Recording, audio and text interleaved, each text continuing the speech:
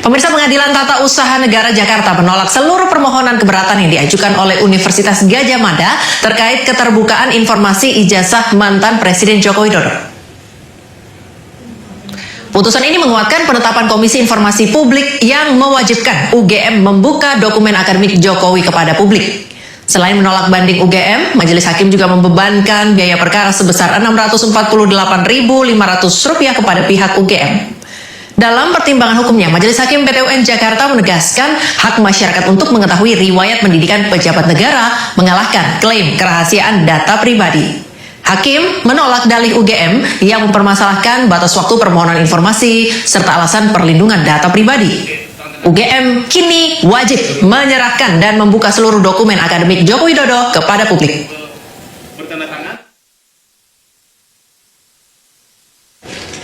Ya, tim kuasa hukum bongkar ijazah Jokowi atau Bonjowi menyebut putusan ini adalah demokrasi. UGM pun diminta untuk segera membuka dokumen akademik milik Jokowi kepada publik. Rakyat, kemenangan demokrasi. Salah satu unsur penting dalam demokrasi itu adalah keterbukaan. Keterbukaan itu merupakan hak asasi manusia, hak asasi warga. Ya. Warga ingin tahu seseorang yang diduga ijazahnya palsu atau dokumen terkait untuk kepentingan publik itu diduga tidak beres. Warga ingin tahu benar nggak sih? Kalau warga meminta kepada badan publik negara seperti UGM, itu harus dibuka. UGM tidak bisa menutup atau. Sementara itu, pemirsa, sidang pra-peradilan ketiga oleh Roy Suryo hari ini digelar di Pengadilan Negeri Jakarta Selatan. Sidang pra-peradilan ketiga terkait ganti rugi yang diajukan tersangka kasus ijazah Jokowi, Roy Suryo, berlanjut hari ini. Sidang yang dipimpin Hakim Tunggal Ketut Darpawan ini mengagendakan menghadirkan ahli dari pihak termohon, yakni Henry Jayadi, dosen Fakultas Hukum Universitas Kristen Indonesia. Sidang akan dilanjutkan kembali pada Selasa esok. Kami meminta tuntutan ganti rugi 106 juta rupiah untuk kerugian material, dan itu sesuai dengan plafon 100 juta, hanya lebih 6 juta saja. Dan tuntutan imaterial juga yang cuma 100 juta dalam tanda kutip, dan itu dikatakan oleh ahli tadi bahwa boleh penghitungan tuntutan imaterial. Apa yang kita katakan dengan imaterial itu jauh lebih luas, lebih punya nilai dibandingkan dengan apa yang dicontohkan oleh ahli tadi. Ahli tadi bicara tentang opportunity loss yang lain yang tidak jelas, tapi Mas Roy sudah mengatakan soal nama baik, ya, kemudian track record dan lain sebagainya yang tercederai, terganggu, dan itu proven, dibuktikan dengan bunga papan dan lain sebagainya. Nah, karena itu kami memohon mudah-mudahan ya setelah nanti kesimpulan sidang. Ya, bagaimana kelanjutan sidang pra-peradilan ketiga Roy Suryo? Sudah ada rekan Amrina Rida dan juru kamera Muhammad Fihir Fauzia di Pengadilan Negeri Jakarta Selatan. Selamat siang Amrina, silakan dengan laporan Anda. Iya, Priska dan juga pemirsa, benar sekali bahwa hari ini telah selesai dilaksanakan adanya sidang lanjutan berkaitan dengan gugatan pra-peradilan jilid ketiga yang diajukan oleh Roy Suryo, yang mana dalam gugatan pra-peradilan jilid ketiga ini fokusnya adalah dari pihak Roy Suryo dan juga tim kuasa hukumnya meminta ganti rugi terhadap pihak Polda Metro Jaya sebagai termohon. Dan untuk agenda sidang tadi sudah dilaksanakan sekira pada pukul 9 pagi dan selesai digelar hingga pada pukul 10.20, dengan agenda pada hari ini adalah mendengarkan keterangan ahli yang diusulkan ataupun juga dihadirkan oleh pihak Polda Metro Jaya selaku termohon. Tadi untuk ahli yang dihadirkan ini adalah seorang akademisi dan juga pakar hukum pidana dari Universitas Kristen Indonesia yang bernama Henry Jayadi, yang mana tadi dari saksi ahli menyampaikan pendapatnya dan juga sudut pandangnya berkaitan dengan gugatan pra-peradilan berkaitan dengan ganti rugi yang diajukan oleh Roy Suryo ini. Terdapat sejumlah poin-poin tadi yang disampaikan oleh ahli dalam sidang lanjutan hari ini. Yang pertama, tadi ahli berpendapat bahwa gugatan ganti rugi dalam pra-peradilan ini seharusnya tidak bisa dilakukan oleh seseorang selama status tersangkanya masih melekat, meski adanya tindakan penangkapan, penahanan, dan juga penggeledahan yang dilakukan oleh pihak Polda Metro Jaya ini sudah dinyatakan tidak sah dalam pra-peradilan jilid pertama yang diajukan oleh Roy Suryo dan juga tim kuasa hukumnya. Lalu untuk poin yang kedua ataupun juga poin selanjutnya yang disampaikan oleh ahli adalah ahli menilai bahwa ada sejumlah komponen ganti rugi yang diajukan oleh Roy Suryo dan juga tim kuasa hukumnya yang seharusnya tidak dapat dimasukkan ke dalam gugatan. Salah satunya ini adalah adalah gugatan ganti rugi untuk biaya advokat. Hal ini dikarenakan dari ahli berpendapat bahwa biaya advokat ini tidak dapat dimasukkan ke dalam komponen ganti rugi karena termasuk biaya private ataupun juga personal oleh tersangka. Hal ini sesuai putusan MK nomor 77 tahun 2020. Kalau kita simpulkan sedikit tadi Priska, dari ahli yakni Dr. Henry Jayadi ini menyampaikan bahwa gugatan pra peradilan jilid ketiga yang mana dari pihak Roy Suryo ini meminta ganti rugi kepada pihak termohon yakni Polda Metro Jaya ini seharusnya tidak tepat dilakukan oleh pihak Roy Suryo karena hingga saat ini Roy Suryo masih berstatus sebagai tersangka. Dan sedikit kilas balik juga kalau kita mendengarkan dan juga mengetahui sedikit begitu bahwa dalam gugatan pra peradilan yang ketiga ini dari pihak Roy Suryo ini menuntut ganti rugi dengan total sebesar 206 juta atas tindakan penangkapan, penahanan dan juga penggeledahan secara tidak sah yang diajukan oleh pihak Polda Metro Jaya. Secara rinci 206 juta tersebut ini diantaranya adalah ganti rugi secara material yakni senilai 106 juta rupiah dan juga ganti rugi secara imaterial senilai 100 juta rupiah. Nah, untuk sidang pada hari ini memang sudah selesai. Untuk selanjutnya akan dilanjutkan esok hari dengan agenda yakni kesidang. Ya, halo teman-teman semua, kembali lagi bersama saya di channel ini. Salam NKRI harga mati untuk seluruh pembaca dan pendengar setia yang senantiasa teguh berdiri di atas prinsip kebenaran dan keadilan. Selamat datang bagi kalian semua di seluruh penjuru bumi pertiwi yang percaya bahwa kekuasaan itu ada untuk melayani rakyat, bukan untuk bersembunyi dari rakyat. Ya, pada kesempatan kali ini saya ingin membahas dan mengupas secara mendalam sebuah isu yang tengah menjadi perbincangan, sangat hangat dan memicu diskusi publik yang luar biasa di media sosial maupun di ruang-ruang akademik.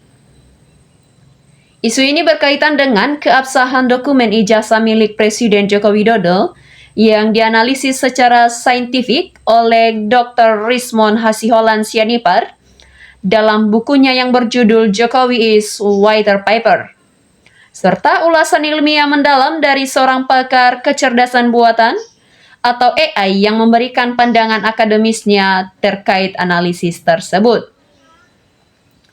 Ya, teman-teman, dalam ulasan yang disampaikan oleh akademisi AI yang berlatar belakang pendidikan master di Ceko dan Austria, serta doktor di Belanda dan pernah menjadi peneliti tamu di Amerika Serikat ini, dijelaskan mengapa analisis yang dilakukan oleh Dr. Rismond sangat sulit atau bahkan hampir mustahil untuk dibantah secara ilmiah. Alasan utamanya adalah karena Dr. Rismond menggunakan pendekatan murni saintifik yang bertujuan untuk menggali kebenaran, bukan sekadar mencari pembenaran. Pendekatan yang digunakan adalah quantitative image processing atau pengolahan citra kuantitatif. Dalam metode ini, citra atau foto digital dari ijazah tersebut dikuantifikasikan ke dalam representasi numerik yang kemudian dikomputasi menggunakan formula matematika presisi. Output yang dihasilkan berupa indeks atau matriks objektif yang memungkinkan siapapun untuk mengambil kesimpulan ilmiah tanpa campur tangan tafsir subjektif. Karena matematika adalah ilmu eksak yang berlandaskan logika mutlak, hasil komputasi fungsi matematika ini tidak mungkin berbohong. Menuduh hasil analisis tersebut bohong sama saja dengan menuduh prinsip dasar matematika itu bohong, yang pada akhirnya akan meruntuhkan seluruh fondasi ilmu pengetahuan dan peradaban manusia yang telah dibangun selama ribuan tahun. Ya, teman-teman, lebih lanjut, analisis teknis yang dipaparkan dalam kajian Dr. Rismond Sianipar disusun secara sangat komprehensif dan runtut. Dr. Rismond yang merupakan alumni penerima beasiswa bergengsi Monbuka Gakuso dari pemerintah Jepang, menunjukkan dedikasi dan kualitas analisis berkelas dunia. Beberapa contoh teknik spesifik yang digunakan mencakup pembandingan pola kompresi pada citra digital, ijazah untuk mengamati adanya inkonsistensi pada berbagai area citra yang mengindikasikan rekayasa digital. Ya, selain itu digunakan pula analisis pola tumpang tindih atau overlapping antara dokumen ijazah Jokowi dengan dokumen ijazah pembanding lainnya. Hasil pengujian overlapping tersebut menunjukkan adanya karakteristik yang tidak biasa pada ijazah Jokowi yang mengindikasikan dokumen tersebut bukan merupakan hasil cetakan resmi universitas. Berbeda dengan ijazah pembanding yang memperlihatkan pola cetakan resmi institusi pendidikan tinggi. Tak hanya itu, penelitian Dr. Rismond juga mencakup analisis proportional spacing, kerning, uji overlay analisis clip, analisis noise, pattern, pada lembar pengesahan skripsi hingga analisis intensitas warna, dan gradient analisis untuk melacak lintasan stempel merah pada dokumen tersebut. Oleh karena itu, dari sudut pandang akademik, satu-satunya cara ilmiah untuk sanggahan atas temuan Dr. Rismond adalah dengan menghadirkan temuan ilmiah tandingan yang sepadan yang juga berbasis pengolahan citra kuantitatif, disusun secara komprehensif, kronologis, dan dipublikasikan secara terbuka agar bisa diuji dan direview oleh masyarakat ilmiah luas. Pengujian dan tinjauan ilmiah ini merupakan bentuk tanggung jawab moral serta akademik para ilmuwan untuk menegakkan kejujuran dan kebenaran. Fenomena ini lantas memicu gelombang tanggapan dan dukungan yang sangat besar dari publik dan para netizen di internet, di mana banyak masyarakat yang mengapresiasi keberanian para akademis dan peneliti anak bangsa seperti Dr. Rismond, Roy Suryo, Dr. Tifa dalam menyuarakan kebenaran ilmiah demi tegaknya keadilan di Indonesia. Komentar netizen berdatangan dari berbagai kalangan menegaskan pentingnya menjaga kejujuran dan kebenaran agar bangsa dan negara tidak hancur oleh kebohongan dan rekayasa. Banyak pula yang berharap agar semakin banyak ahli ilmuwan serta pakar teknologi di Indonesia yang bersatu memberikan dukungan moral dan pembuktian berbasis sains demi meluruskan sejarah dan keabsahan hukum. Publik menilai bahwa kejujuran intelektual adalah aset terbesar bangsa yang harus dilindungi dan kriminalisasi maupun intimidasi, sehingga keadilan dapat berdiri tegak demi masa depan Indonesia yang bersih, jujur, dan berintegritas. Ya, teman-teman semua, jika kita merenungkan lebih jauh dampak dari fenomena ini, hal ini sebenarnya membuka mata kita tentang betapa krusialnya transparansi dan kejujuran di dalam ranah publik maupun kehidupan berbangsa. Ketika ilmu pengetahuan sains dan teknologi hadir, khususnya pendekatan ilmiah seperti quantitative image processing serta kecerdasan buatan AI, peran sains di sini bukanlah untuk menyudutkan pihak manapun secara personal, melainkan untuk menegakkan kebenaran berbasis fakta numerik yang dapat diuji kembali oleh siapapun di ranah akademis. Teman-teman, dukungan publik yang terus mengalir deras di kolom komentar sosial media menjadi cermin besar betapa masyarakat hari ini sudah semakin cerdas dan kritis. Masyarakat tidak lagi hanya sekadar menerima pernyataan tanpa dasar pembuktian yang jelas. Publik juga merindukan sebuah standar kebenaran di mana bukti ilmiah, logika, serta kejujuran berada di atas segala bentuk kepentingan politik maupun pembenaran sepihak.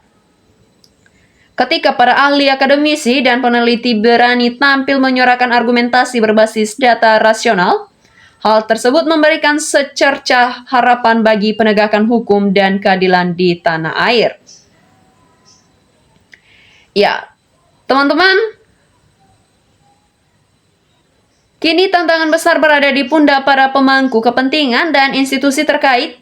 Langkah terbaik untuk menyikapi setiap perdebatan ilmiah adalah dengan menjawabnya secara ilmiah pula. Membuka ruang dialog yang akuntabel, menghadirkan dokumen pembanding secara jujur, serta melayani setiap uji analitis secara terbuka akan menjadi solusi paling tuntas untuk mengakhiri kegaduhan.